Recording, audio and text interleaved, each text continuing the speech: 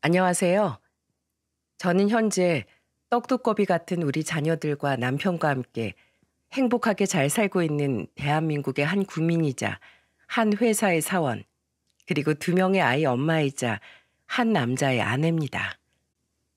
저에게 이렇게 많은 타이틀이 주어졌다는 건 정말 큰 복이라는 생각이 드네요. 남들이 보기엔 제가 가진 이 타이틀이 당연한 거 아닌가 싶을 수 있겠지만 제가 지금까지 겪은 일들을 봤을 때 누군가에겐 아내로, 누군가에겐 엄마로, 또 누군가에겐 딸로, 며느리로 평범하게 지낼 수 있는 게 결코 쉬운 일이 아니라는 것을 깊이 알 수 있었습니다. 왜냐하면 이 타이틀을 지키기 위해 그만큼의 책임감이 필요하고 내가 해야 할 몫을 제대로 해야 하기 때문이죠. 그 책임을 다하지 못해서 이제는 이름도 거론하고 싶지 않은 시동생과 동서는 인생의 비참한 길로 내몰리게 되었고, 이 중에서도 그 어떤 타이틀도 지켜내지 못했거든요. 오늘은 저의 그 사연을 한번 이야기해드려 볼까 해요. 먼저 저와 남편은 각자의 지인 결혼식 뒤풀이에서 서로를 처음 보게 되었어요.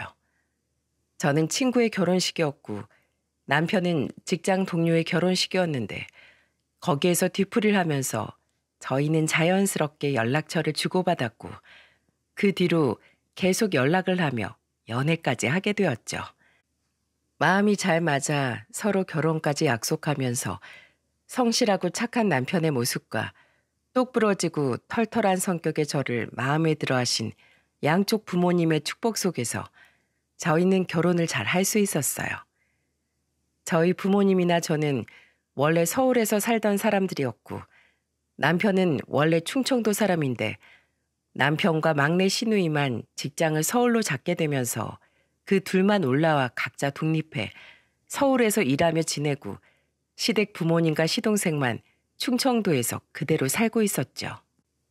시댁은 농장을 운영하면서 소를 키웠고 시동생은 시댁과 같이 살진 않고 그 근처 다른 동네에 살면서 지내고 있었어요.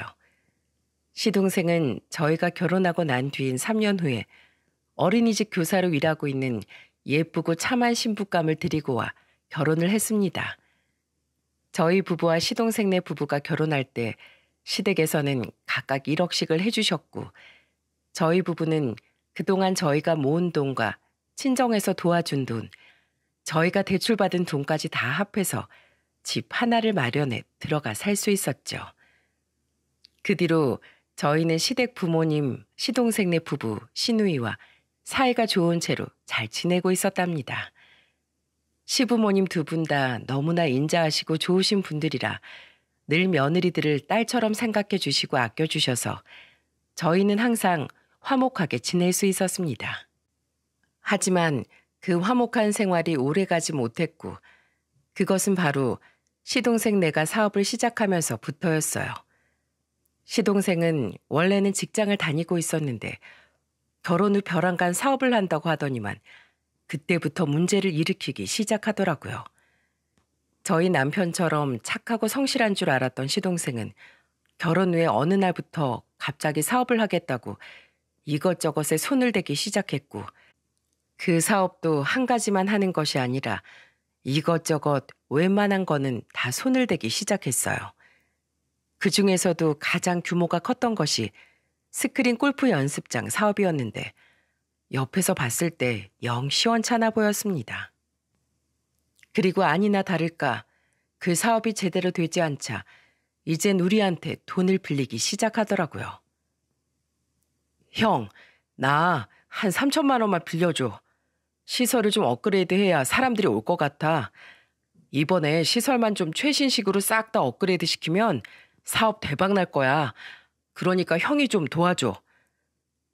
남편과 저는 처음엔 좋은 마음으로 도와줬습니다.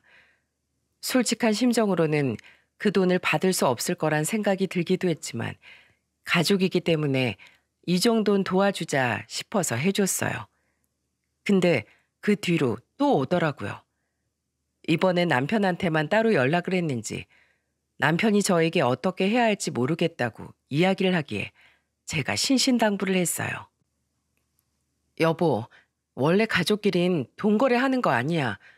우리 저번에 빌려준 것도 아직 하나도 못 받았어. 저번에 우리가 한 번 도와줬으니까 이젠 여기까지만 하자. 더 도와주는 건 서방님 살리는 꼴도 못 돼. 이 정도까지 했는데 사업 안 되는 거면 그만하는 게 맞아. 제가 이렇게 이야기를 해주니 남편도 수긍을 하더라고요. 하지만 착해 빠진 남편은 저의 당부를 듣고도 계속해서 시동생이 연락을 하고 힘든 소리를 하니까 저 몰래 대출까지 받아서 돈을 빌려준 것 같더라고요.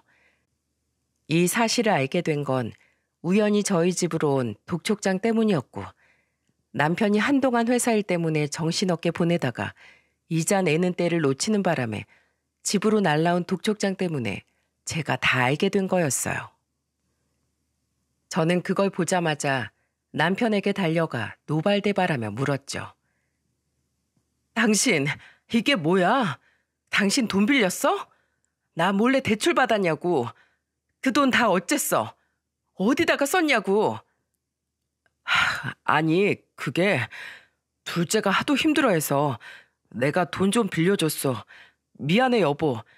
얼마 안 돼서 곧 준다길래 빌려준 건데 이렇게 될 줄 나도 정말 몰랐어. 미안해, 정말. 저는 거의 이혼 사유에 해당하는 일을 남편이 한 것을 보고 믿을 수가 없었습니다. 모든 것을 다 털어놓은 걸 들어봤더니 남편은 글쎄 그동안 저 몰래 시동생에게 2천만 원과 2,500만 원을 한 번씩 더 빌려줘서 총 7천만 원이라는 거금을 보내준 거였어요. 저는 이때 정말로 이혼까지 생각을 했습니다. 부부끼리는 신뢰가 있어야 하는데 이때 남편에게 신뢰와 믿음이 다 떨어져 나갔거든요. 하지만 남편이 다시는 안 그러겠다고 사정을 했기에 딱 한 번만 눈 감고 넘어가 주기로 했었어요. 근데 남편은 정신을 차렸을지 몰라도 시동생은 아니더라고요. 얼마 안 되어서 시동생은 갑자기 동서와 함께 저희 집으로 찾아왔고 또 앓는 소리를 해대며 술을 마시는데 그 모습을 보면서 제 가슴이 얼마나 답답했는지 모릅니다. 남편이나 시누이는 성실하고 평범하게 그냥 주어진 일 열심히 하면서 잘 사는데 왜 시동생만 이렇게 유난을 떨면서 사는 건가 이해가 되지 않더군요. 그래서 한마디 했어요. 서방님, 왜 그렇게 사업을 무리해서 하세요? 지금 경기도 안 좋은데 하나도 아니고 여러 개를 한꺼번에 손대니까 그렇게 어려운 거 아니에요. 제가 봤을 때 지금 서방님은 사업하실 때가 아니고 가정을 생각해서라도 취직하셔야 돼요. 월급 꼬박꼬박 잘 나오는 곳으로요. 제가 이렇게 이야기를 하니 동서도 옆에서 이때가 기회라는 듯 맞장구를 막 치더라고요. 형님, 그러게나 말이에요. 제가 하고 싶은 말 형님이 그대로 해주셨네요. 제가 정말 이 사람만 보면 답답해서 미치겠어요. 언제까지 사업하겠다고 난리를 치려는 건지. 제가 어린이집까지 다니면서 같이 보탬이 되고 있으면 이 사람도 정신을 차려서 사업을 하나만 하던지 아니면 그만두던지 해야 되는데 이 사람 고집을 꺾을 수가 없네요. 제가 이 사람 때문에 형님네 손 벌리는 것도 정말 면목이 없어요. 너무너무 힘들고 죄송스럽네요. 근데 이번엔 이 사람 정말 마음 먹은 것 같더라고요. 그래서 말인데 한 번만 더 도와주시면 안 될까요? 이번에도 안 되면 제가 정말 이 사람 멱살을 잡아서라도 말릴게요. 동서는 제 말에 맞장구를 치는 듯 하면서도 결국엔 똑같이 돈을 빌려달란 소리를 했어요. 워낙에 평소에 동서가 좋은 사람이고 똑부러지는 사람이라는 걸 잘 느끼고 있었던 터라 동서를 봐서라도 빌려줄 법도 했지만 그래도 그동안에 돈을 빌려줬다가 못 갚았던 이력들이 남아있기에 쉽사리 빌려줄 수가 없더라고요. 그리고 그 마음은 남편도 동일했는지 늘 우유부단하게 당하던 사람이 이번만큼은 칼같이 잘라내던 거 있죠? 재수 씨, 죄송하지만 그래도 이제는 안 되겠습니다. 더는 우리도 빌려줄 돈이 남아있지도 않고 이미 전에 대출까지 받아가면서 빌려줬는데 그것도 해결 못한 상황이라서 더는 힘들어요. 그러지 말고 지금부터 정신 차리라고 옆에서 계속 말리세요. 안 그러면 얘 계속 이럴 겁니다. 너 술 깨고 확실하게 들어. 앞으로는 나 너한테 대줄 돈 하나도 없으니까 다신 나한테 이런 부탁하러 찾아오지 마. 형 진짜 너무한다. 내가 괜히 이래? 내가 잘 되면 우리 부모님께도 효도하고 형수랑 우리 막내한테도 다 이득일 거 아니야. 내가 다 같이 잘 되고 싶어서 이러지. 그냥 나 혼자 잘 살자고 하는 거 아니잖아. 근데 그 속을 모르고 진짜 형 정말 너무한다. 네가 그렇게 안 해도 지금 충분히 우리 부모님 잘 지내고 계시고 나나 니네 형수 그리고 막내까지 다 탈 없이 잘 살고 있어. 오히려 지금 너 도와준다고 우리 등골 다 휘게 생겼어. 그거 조금이라도 알겠으면 이제 다시는 돈 얘기 우리한테 꺼내지 말고 제발 정신 차리고 네가 진짜로 할 수 있는 일 찾아서 해. 조금의 틈도 없이 아주 단호하게 이야기하는 남편으로 인해 시동생과 동서는 그 뒤로는 아예 찍소리도 못하고 저희 집에서 나갔습니다. 저희 남편도 그동안 시동생에게 대이면서 깨달아진 게 많았는지 정말 저도 못 건드릴 정도로 단호한 태도를 보이던 거 있죠. 거기에서 저는 남편에 대한 든든함을 느낄 수 있었어요. 근데 여전히 시동생은 정신을 못 차리고는 그 뒤로 그냥 쫓겨나듯이 갔으면서도 계속해서 저희 쪽으로 연락을 해왔어요. 또 저희 남편과도 말이 안 통하니까 이제는 저한테까지 전화를 해서는 이러던 거 있죠.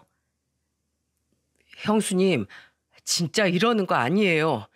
내가 잘 되면 형수네 어쩌려고 나한테 그래요? 가족끼리 진짜 이러는 거 아니에요. 서방님, 우리 집이 뭐 그냥 누르면 돈 나오는 ATM 기계예요? 우리가 그동안 여유가 있어서 가진 게 있어서 서방님네 도와준 거 아니잖아요.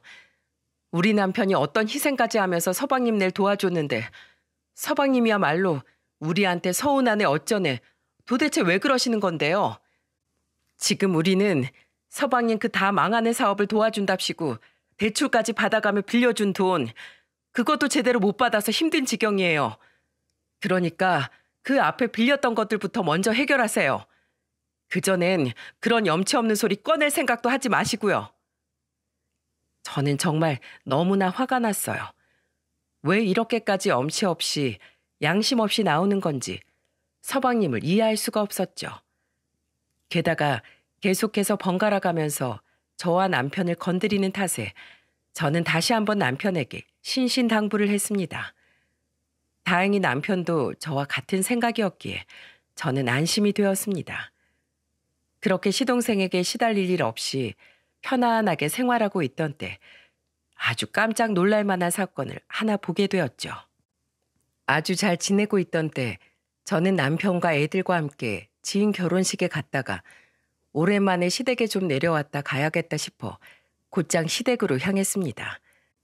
그동안 틈틈이 통화도 하고 명절 때도 배웠기 때문에 아주 오랜만은 아니었지만 그래도 평상시에 얼굴 보여드린 게 오래된지라 아주 간만에 아무 이유 없이 내려간 날이었어요. 근데 거기에서 저희는 아주 충격적인 사실을 알게 되었습니다. 원래 같으면 시댁 부모님은 저희나 저희 애들이나 너무 반갑게 맞아주시는 분들인데 그날따라 뭔가 행동이 좀 어색하고 얼굴에 근심이 가득해 보이는 게 좀 이상하더라고요. 무슨 일인가 싶어서 기회를 틈타 여쭤보려던 중 저희는 얼마 못 가 그 수심이 깊은 얼굴의 이유를 알았고 정말 상상도 못했던 상황에 우라가 치밀어 올랐어요. 그 이유는 바로 시댁에서 키우고 있는 소 때문이었습니다. 저희는 항상 명절 때 내려가면 하루는 꼭 자고서 시댁에서 운영하고 있는 농장들을 한 번씩 돌아가며 구경도 하고 일손도 되어드리곤 했었어요. 그때마다 우리 애들도 소 구경하는 걸 재미있어 했고 같이 야채 채소들도 캐보고 나무 열매들도 따 먹어보면서 아이들에게도 어른들에게도 좋은 시간이 되도록 했었죠. 근데 그해 명절에는 찾아뵀을 때 무슨 이유에서인지 이번만큼은 농장을 안 가봐도 된다고 하시더라고요. 이미 할 일들을 다 해놨고 가면 안 된다고 하기에 그래야 하나 보다 싶어서 그냥 시댁에만 머물다가 왔었어요. 하지만 이번만큼은 남편이 시간도 많고 하니까 일 없어도 할 수 있는 일들 좀 돌아보고 해놓고 올라오겠다고 해서 억지를 부려 갔는데 글쎄 거기에서 이 두 분의 수심 가득한 얼굴의 이유를 알 수 있었지 뭐예요. 그건 바로 작년까지만 해도 50마리에 가까워 있던 소들이 30마리 정도밖에 되어 보이지 않았기 때문이었어요. 남편은 깜짝 놀라서 물었죠. 아니 아버지, 소가 갑자기 다 어디 갔대요? 왜 이렇게 줄었어요? 다 파신 거예요? 아, 그냥 요즘 소 키우는 것도 너무 힘들고 감당도 잘 안 되는 것 같아서 팔았다. 이제 나도 늙었나 보다. 말도 안 돼요. 아버지 세상 제일 가는 낙이 소 키우는 거잖아요. 근데 갑자기 1년 사이에 이렇게 소를 다 팔아버렸다고요? 작년까지만 해도 멀쩡하게 다 잘 있었잖아요. 어디 몸 편찮으세요? 아프신 거예요? 그래서 소를 다 파신 거 아니냐고요. 아이고, 아니다. 그런 거 아니야. 나 건강해. 그러니까 걱정하지 마. 시아버지는 뭔가 숨기시는 듯한 얼굴을 하면서 계속 괜찮다고 아무 일도 아니라고 하셨어요. 남편은 답답한 나머지 계속해서 추궁했지만 시아버지 입에서는 결국 아무런 얘기도 나오지 않더라고요. 근데 그 옆에서 시어머니가 보다 못하겠는지 뭔가 하고 싶은 말이 있는 뉘앙스로 갑자기 끼어드셨어요. 아이고, 말도 마라. 네 아버지 힘들어서 죽을라 그런다. 그게 어디 몸만 아파서겠냐? 옆에서 보는 내가 아주 다 속이 터져 속이. 뭐예요? 바른 대로 말씀하세요. 두 분 무슨 일 있는 거죠? 그렇죠? 남편은 뭔가 있다 싶으니 바로 다시 다그치기를 시작했어요. 거기에서 시어머니는 뭔가를 더 말씀을 하려고 하시더라고요. 그게 말이다. 사실은 땡! 당신 그만 못해? 거기까지만 해. 뭔가를 단단히 숨기고 있는 듯한 시아버지로 인해서 시어머니는 무슨 말을 하려다가 못하셨어요. 하지만 그걸 보고 가만히 있을 저희가 아니기에 바로 두 분을 다그쳤죠. 무슨 일이신데요? 당장 말씀하세요. 저희한테 숨기지 말고 왜 소가 이렇게까지 적어졌는지, 두 분 얼굴에 근심이 왜 가득한 건지 하나하나 다 설명하세요. 지금 당장요. 무섭게 화를 내는 저희 남편으로 인해 두 분은 자포자기 심정으로 모든 걸 다 말하길 시작하셨어요. 시아버지는 시어머니와 눈빛을 교환하더니 시어머니에게 모든 걸 다 맡긴다는 듯 아예 밖으로 담배를 피우러 나가버리셨고, 시어머니는 시아버지를 대신해 지금까지 있었던 모든 일들을 다 하나하나 말씀하셨죠. 야, 말도 마라. 진짜 네 동생 때문에 내가 못 살겠다. 못 살겠어. 성호 이놈 때문에 니네 아버지나 나나 제명에 못 살아. 성호가 얼마 전에도 와서 우리 보고 돈 안 준다고 난리를 피우고 갔어. 네 아버진 동네 창피하다면서 이 동네를 하루라도 빨리 떠야 된다고. 아니, 하루라도 빨리 아예 죽어 없어져야겠다고 매일매일 난리다, 난리야. 지금까지야 뭐 기껏해야 5마리, 3마리 이러니까 니네 눈에 안 띄었을지 모르겠는데 작년에 나의 수십 마리를 다 팔아치우라고 난리법석을 떠는 바람에 소를 저만큼 남겨두고 다 팔아 해치운 거야. 그 돈 가지고 가선 또 이번에도 다 말아먹더니만 며칠 전에 또 와서는 저 나머지 소들까지 다 팔아 없애라고 하는 거 있지. 진짜 이러다간 정말 니네 아버지나 나나 제명에 못 살아. 정말 살 낙이 없다. 낙이 없어. 너나 막내는 얌전하게 잘만 사는데 왜 저렇게 둘째 녀석만 저 모양인지 나도 내 속으로 나왔지만 알다가도 모르겠어. 뭐라고요? 아니, 일이 이렇게까지 됐으면 저한테라도 말씀을 하셨어야죠. 그 소들을 고지고대로 다 팔아버리면 어떡해요? 그동안 아버지랑 엄마가 이 소들을 얼마나 힘들게 키웠는데 아버지한텐 이게 낙이잖아요.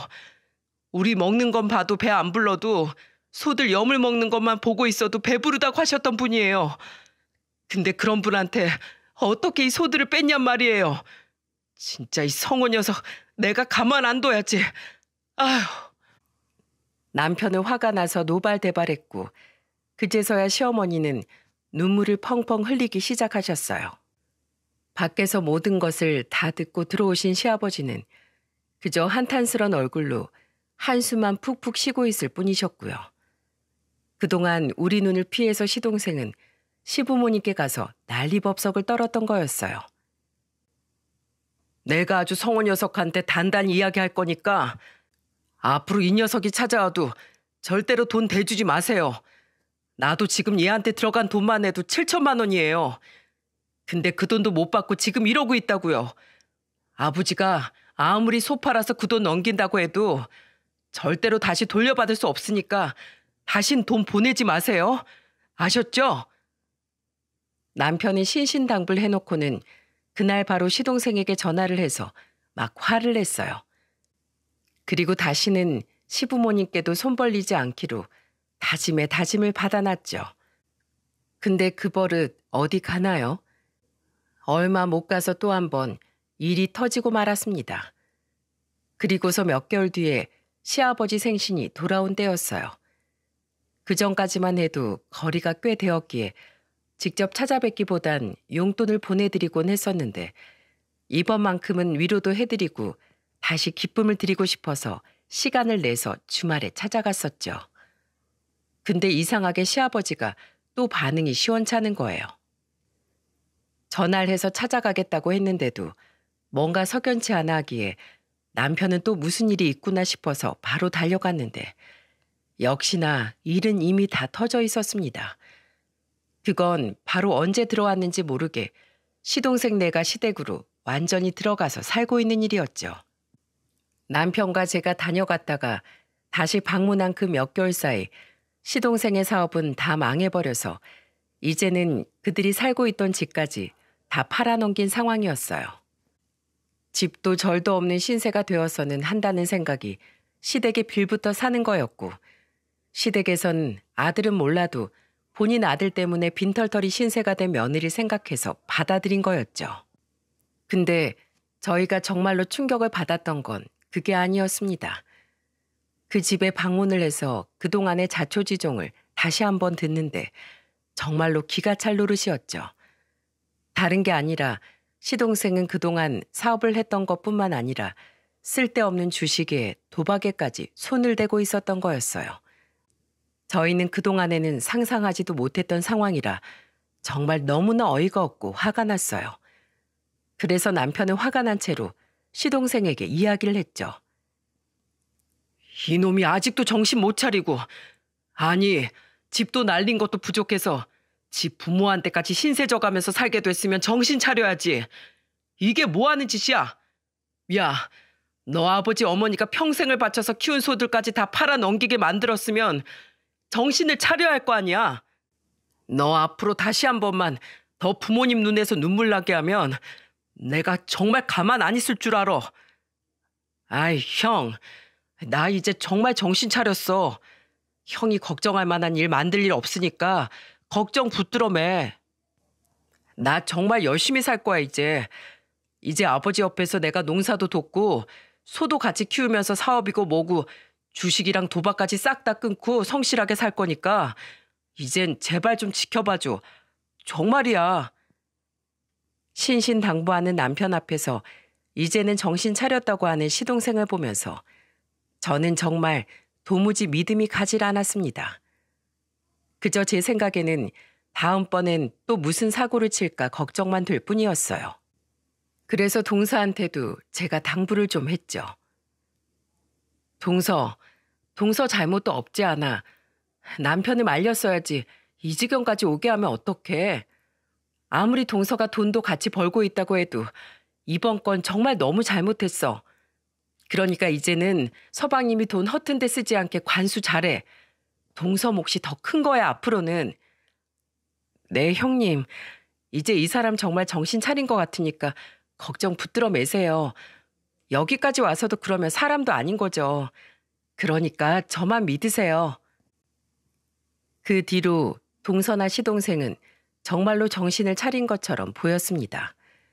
왜냐하면 그 이후에 종종 내려가고 다른 명절 때도 가면 동서가 정말 시부모님께 효도하면서 잘하고 있는 것 같았거든요. 근데 시부모님은 뭐가 마음에 안 드는 건지 뭔가 석연치 않아 보였어요. 어머니, 제가 이거 잡채했잖아요. 얼른 좀 드셔보세요. 아버님이 좋아하시는 갈비찜까지 했는데 왜 이렇게 식사를 못 하세요? 시부모님께 하는 동서의 행동을 보면서 이렇게 열심히 잘해보려고 하는데 두 분은 뭐가 마음에 안 드신 걸까 싶은 생각이 들었습니다. 오히려 뭔가 좀 이상했어요. 그래. 먹으마. 먹을게. 이렇게 수상쩍어 보이는 게 뭔가 좀 찝찝했지만 무슨 일이 있었는지 뒤에 가서 물어도 아무런 답도 없으시고 또 완전히 이상하다고 하기엔 내가 좀 억지를 피우는 건가 싶은 생각이 들 정도였기에 저도 더는 뭐라고 못하고 있었어요. 그 뒤로 별말을 못하고 있는 채로 다시 잘 지내고 있는 듯 했는데 청천벽력 같은 소리를 듣게 되었습니다. 그건 바로 시아버님이 오토바이를 타고 가다가 길 옆에 있는 하천에 빠져 다친 사건 때문이었죠. 시아버지는 하천으로 떨어지면서 머리를 다쳤고 좀 심하게 다친 나머지 정상적인 생활이 힘들어지게 되었어요. 이때 제일 힘들어한 건 바로 저희 시어머니였습니다. 당연한 이야기죠. 남편이 한순간에 장애를 가지게 되고 두 분이서 같이 하시던 일을 혼자서 하게 되었으니 몸도 마음도 힘들지 않으면 비정상인 거겠죠. 물론 시동생네 부부가 있긴 했어도 그들이 아버지의 몫을 채워주긴 어려운 일들이었기에 시어머니 걱정이 많이 되었어요. 그래서 저희도 틈틈이 내려가서 도와드릴 수 있는 대로 일을 열심히 도와드렸어요. 그리고 그때마다 동서와 시동생도 일을 열심히 잘 도와드리고 있는 것처럼 보였습니다. 근데 저희가 한 번씩 내려갈 때마다 소가 또 조금씩 줄어들더라고요. 원래 30마리 정도 되었던 소가 처음에는 또 3마리, 7마리, 5마리 이렇게 없어지더니 그 다음에 명절에 갔을 땐 7마리밖에 남아있지 않더군요. 하지만 그때는 소가 줄어드는 게 이해가 되었어요. 시동생은 그동안 농장 일을 도와본 적이 없으니 도움이 별로 되지도 않았을 테고 시어머니 혼자서 그 많은 소들을 케어하고 밥까지 일궈야 하는 게 보통 일이 아니었을 테니까요. 그래서 저희도 그런 줄로만 알고 있었는데 그날 명절에 딱 일이 터져버리고 말았습니다. 저희가 시댁에 도착한 뒤로 시동생네는 저녁 먹을거리로 고기를 좀 사오겠다며 시장을 나갔고 막내 시누이는 아직 도착하지 않았기에 저희 부부와 시부모님만 남게 되었어요. 근데 잘만 계시는 줄 알았던 시아버지가 글쎄 갑자기 저희 남편을 보자마자 울음을 마구 터뜨리시는 게 아니겠어요? 나는 이제 더는 못 살겠다. 더는 못 살겠어. 갑자기 큰 울음을 터뜨리시는 시아버지와 그 옆에서 덩달아 울기 시작한 시어머니를 보면서 저희는 매우 당황할 수밖에 없었어요. 여보, 어쩌겠어요. 우리가 저리 잘못 키운 것을, 우리가 도둑 새끼를 키운 걸 어쩌겠냔 말이에요. 두 분의 서러운 울음에 저희는 깜짝 놀라서 물었어요. 무슨 일이에요, 어머님, 아버님? 왜 갑자기 우시는 건데요? 천천히 저희한테 말씀 좀 해보세요. 무슨 일이길래 눈물을 흘리시는 거예요? 저희는 두 분께 자초지종을 설명 듣기 위해 막 이야기를 하는데 그 순간 갑자기 모두가 다 얼음이 될 수밖에 없었습니다. 왜냐하면 장 보러 간 줄 알았던 동서가 갑자기 문을 벌컥 열더니 집 안으로 들어왔거든요. 동서, 시장에 간 거 아니었어? 아, 가다가 아무래도 아버님이랑 어머님이 걸려서 갈 수가 있어야죠. 두 분 다 제가 없으면 아무것도 못 하세요. 제가 왜 자리를 비울 생각을 했는지 제 생각이 짧았어요. 여기에서 그이가 고기 사올 때까지 다른 거 준비하고 있으려고요. 동서는 그렇게 이야기를 했지만 아무래도 뭔가 좀 이상했습니다. 그래서 남편을 데리고 나가 다시 이야기를 했어요. 여보, 아무리 봐도 좀 이상해. 지금 두 분 동서 들어오자마자 눈빛 변한 거 봤어? 아무래도 무슨 일 있어 지금. 동서 행동도 뭔가 석연치 않은 게 한번 지켜봐야 할 것 같아. 내일 아침에 일찍 나가서 당신은 소형 카메라 하나만 좀 사와. 시댁에다가 설치해 놓고 도대체 무슨 일이 벌어지고 있는 건지 우리가 좀 지켜보자고. 제 말에 남편도 동일하고서는 다음 날 바로 가서 소형 카메라를 사왔어요. 그리고 남편도 제 말에 처음엔 망설이다가 제 말에 수긍을 하고는 소형 카메라를 몰래 설치를 했죠. 그렇게 카메라를 설치해 놓은 뒤에 저희는 집으로 돌아가 핸드폰으로 연동이 되어 나오는 CCTV를 통해서 시댁에서 있는 모습들을 하나하나 다 확인할 수 있었어요. 그리고 그 영상을 보면서 저희는 정말 충격적인 모습을 확인할 수 있었어요. 저는 카메라 안에 담긴 모습들을 보면서 경악할 수밖에 없었고 속에서부터 울분이 터져 나왔어요. 카메라 안에 담긴 모습은 감히 상상도 못할 모습이었습니다. 그건 바로 시어머니와 시아버지가 걔보다도 못한 대접을 받고 있었기 때문이었어요.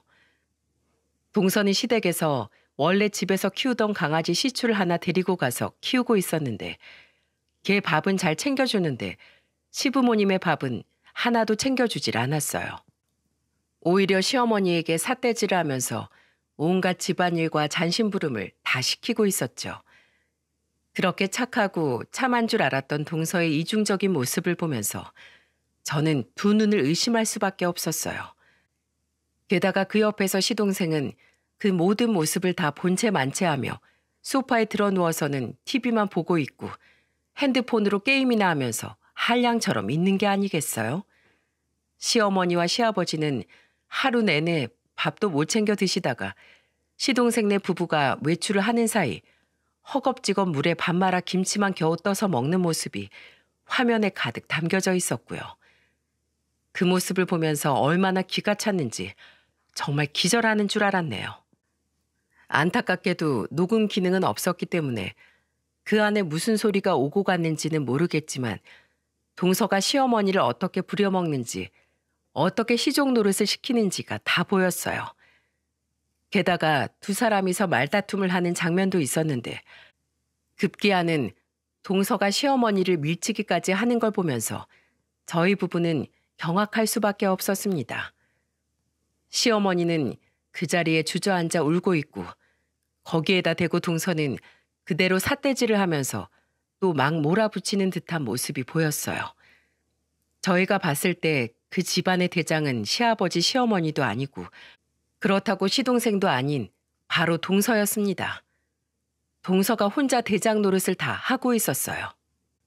시어머니는 밀쳐진 다음엔 고꾸라져서 울고 있는데도 시동생은 꼼짝도 하지 않고 그저 게임만 하고 있을 뿐이었어요. 시아버지는 아예 쳐다도 보고 싶지 않으시는지 그대로 방으로 들어가 버리셨고요.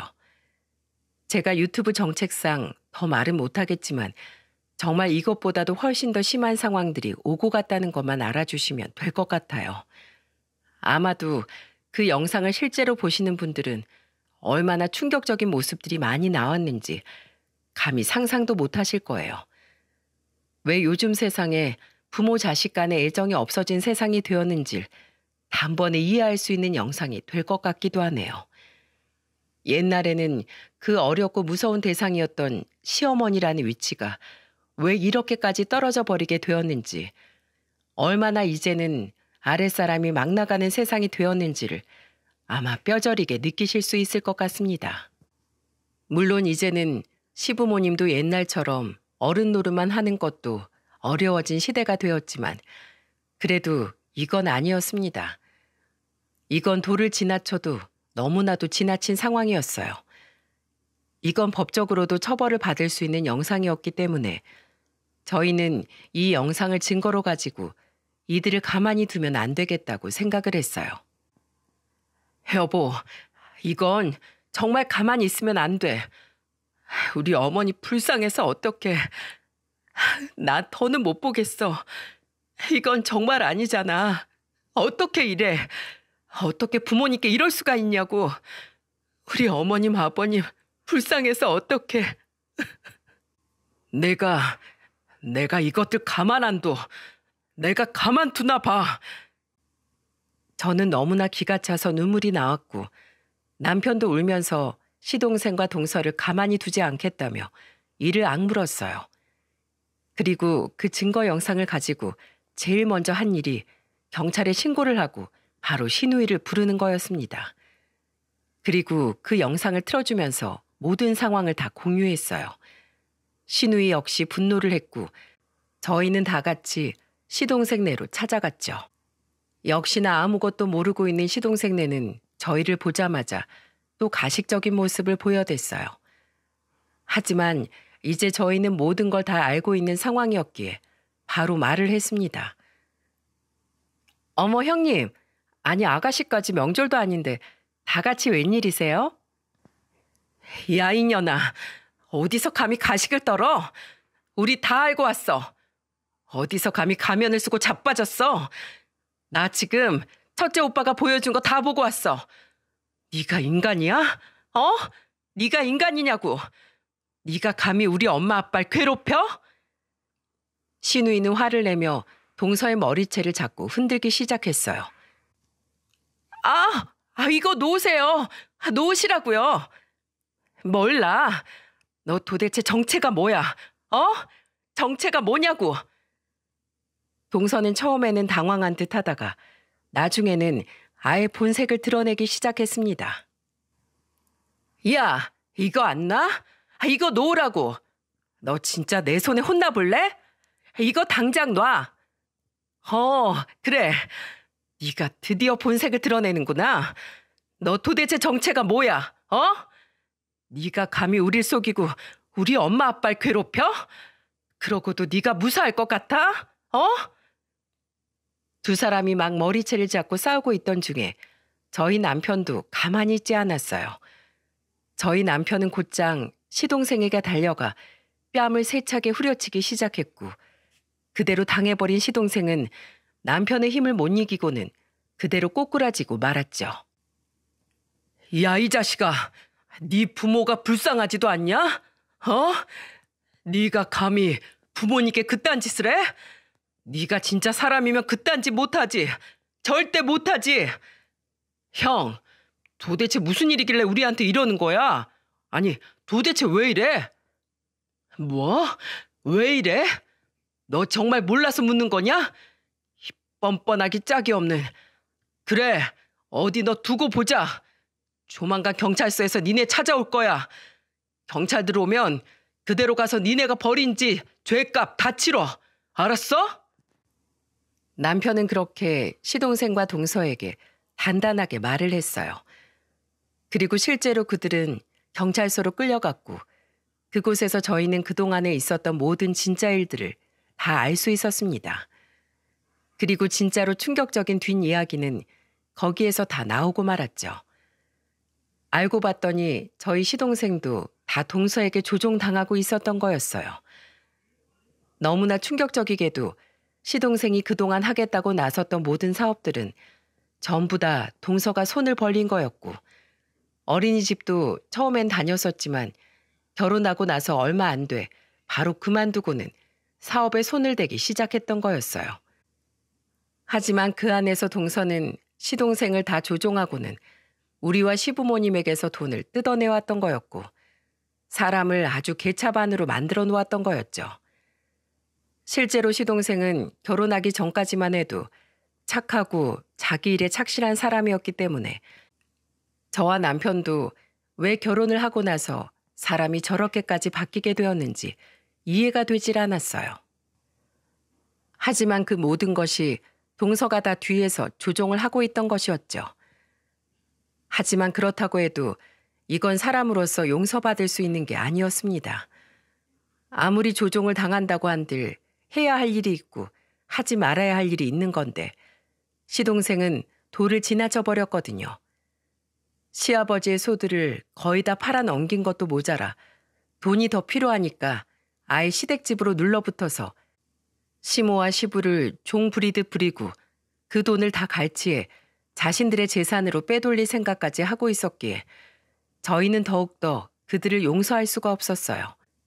동서도 그렇고 시동생 역시 호칭 하나 제대로 부르고 싶은 마음까지도 싹 사라질 정도로 그들은 정말 나쁜 인간들이었습니다. 그리고 자초지종을 또 알아보니까 처음부터 그렇게 나쁜 건 아니었어요. 처음에 시댁집에 들어가 살 때까지만 해도 그나마 괜찮았는데 돈을 달라고 해도 안 주니까 그때부터 바로 괴롭히기 시작했던 것 같았죠. 밥도 제대로 안 주고 온갖 집안일은 다 시키면서 노인들을 힘들게 한 것도 모자라 자신들이 잘못한 일들에 대해 신고를 하거나 우리들에게 이야기를 하면 가만 안 두겠다는 협박까지 한 모양이었어요. 그렇게 협박을 하는데 우리가 어떻게 너희한테 말을 하겠니? 우리한테 이런 것처럼 너네도 가만히 두지 않을 거고 우리 농장이나 그나마 남아있는 소들까지도 다 없애버리겠다고 협박을 하는데 도저히 신고도 너희한테 말도 할 수가 없었어. 우리 정말 힘들었다. 정말 지옥 같은 시간들이었어. 모든 걸 설명하면서 눈물을 뚝뚝 흘리는 시어머니의 모습을 보면서 마음이 얼마나 아팠는지 모릅니다. 시어머니를 보면서 너무나 가슴이 아파 고생 많으셨다며 시누이와 저는 시어머니를 꼭 껴안아 드렸죠. 저희 남편도 조용히 한쪽에서 눈물을 흘리고 있는 시아버지를 꼭 껴안아 주었어요. 동서는 시부모님에게 어떤 협박까지 했냐면 우리한테 말을 하거나 경찰에 신고해버리면 아예 이 집안 자체를 다 풍비박산내버리고 우리한테까지 손을 뻗어서 다 망하게 만들겠다고 협박을 했던 거였어요. 그 내용들을 하나하나 경찰서에서 이야기를 하는데 이야기를 하는 그 모습조차도 너무나도 괴로워 보이고 힘들어 보이셨어요. 시모는 그런 협박을 받으니 지금까지 말을 할 수가 없었던 거였죠. 속으로만 끙끙 앓으면서 결국엔 지금까지 온 거였어요. 또 알고 봤더니 시아버지가 오토바이 사고가 났던 것도 시동생과 대판 싸우고 나서 화가 나 오토바이를 타고 나갔다가 사고가 난 거였어요. 그쪽이 고향임에도 불구하고 시동생에게 받은 상처와 충격이 크다 보니 그 충격에 있었던 일들을 하나하나 곱씹으면서 운전을 하다가 중심을 잃고는 그 길가 물가로 빠져버린 거였죠. 그러니 얼마나 더 억울하고 힘이 드셨겠어요. 이 모든 것이 다 시동생과 동서 두 사람들 때문이었습니다. 모든 사건의 원흉들이었죠. 경찰에서는 다 증인으로 세워서 지금까지 있었던 일을 전부 다 물어봤었기 때문에 두 분은 저희가 다독여 용기 내서 모든 걸 다 이야기하라고 했고 그래서 모든 걸 다 들을 수 있었던 거였어요. 그리고 정말 다행히도 시어머니는 그동안 그 시동생네와 있었던 일들을 전부 다 녹음을 해놓으셨어요. 언젠가 한번 시누이에게 핸드폰으로 녹음하는 방법을 좀 알려달라고 하기에 알려드린 적이 있었다고 하는데 그때가 바로 시동생네와 합가를 하고 나서 얼마 안 된 시점이었던 것 같다고 시누이가 말을 하더라고요.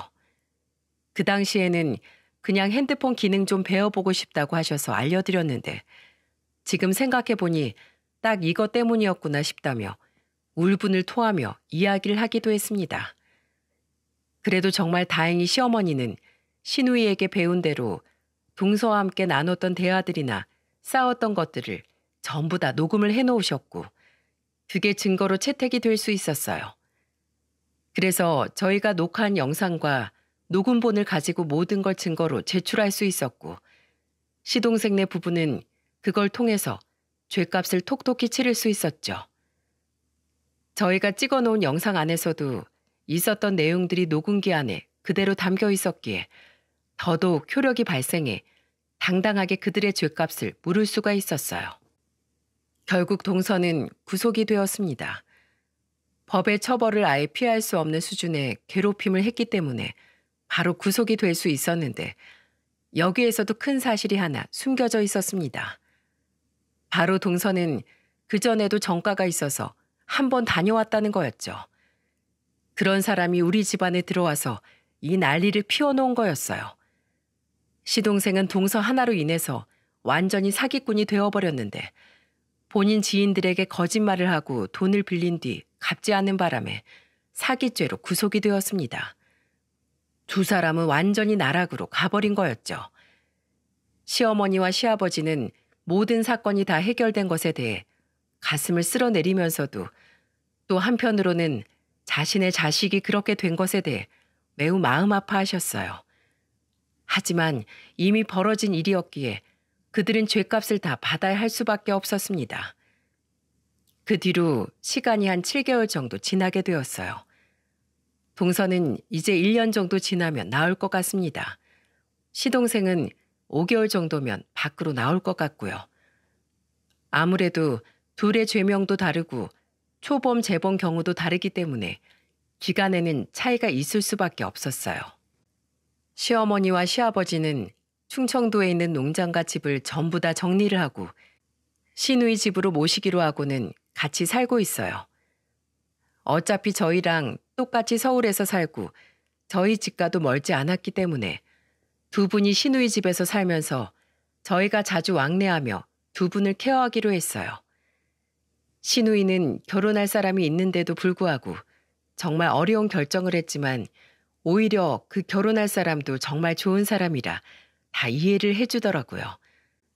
저희는 이렇게 집을 옮긴 것에 대해서는 시동생 내에게는 전혀 말하지 않았어요.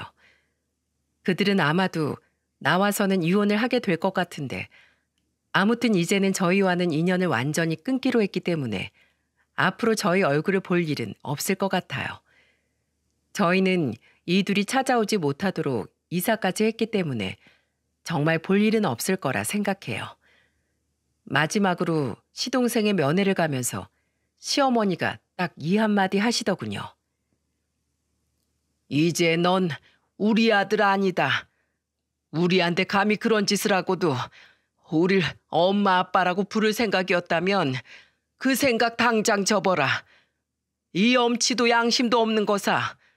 오늘이 마지막이야. 우리는 집도 다 팔고 아예 고향 떠나 살기로 했으니까 그렇게 알고 너도 네 인생 네가 알아서 살아. 엄마, 그런 게 어딨어. 죄송해요. 저 정말 정신 차릴게요. 그 여자랑도 이혼하고 새 인생 살 테니까 제발 나 좀 용서해 주세요. 필요 없다. 너는 선을 너무 넘어버렸어. 다시는 보지 말자. 시어머니와 시아버지는 이렇게 단호하게 이야기를 하고는 나와버렸어요. 뒤로 두 분은 정신과 치료도 받으면서 다시 정상적인 생활로 돌아오려고 노력 중이세요. 아직은 받은 충격이 크기에 쉽지 않지만 그래도 조금씩 안정을 찾고 있는 중이죠. 저희는 끝까지 시부모님을 케어할 생각입니다. 여러분, 모든 것은 자업자득이에요. 세상 모든 일들은 다 자기가 저지른 대로 돌려받는 법이죠. 그래서 저는 앞으로 더 잘 살아보려고 합니다. 여러분은 부디 가족 간에 늘 사랑만 있기를 바라겠습니다. 긴 사연 들어주셔서 감사합니다.